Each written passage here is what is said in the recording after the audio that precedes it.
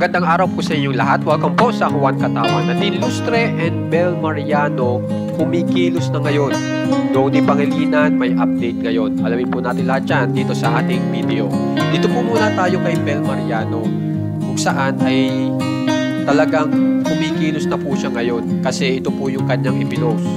Ito po, kumikilos po siya para suportahan yung kanyang manok sa politika. At yan nga po yung kanyang ipinost.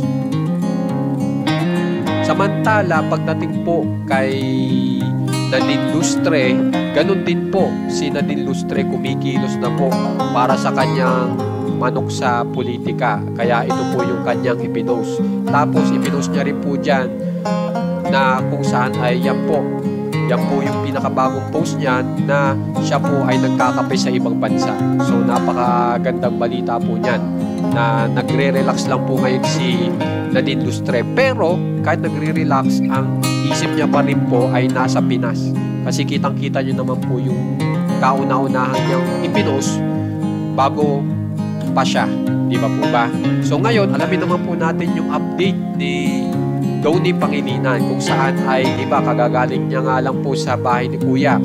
So dahil syempre nakakapagod din po ang nangyari sa loob ng bahay ni Kuya, ito po ang ginawa ni Donnie Pangilinan. Yan, nag-scuba po si Donnie Pangilinan.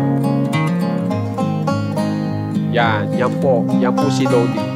Na kung mapapansin nyo, napakaraming skills pala ni Donnie. Hindi lang BJ, tas marunong din po dito sa scuba.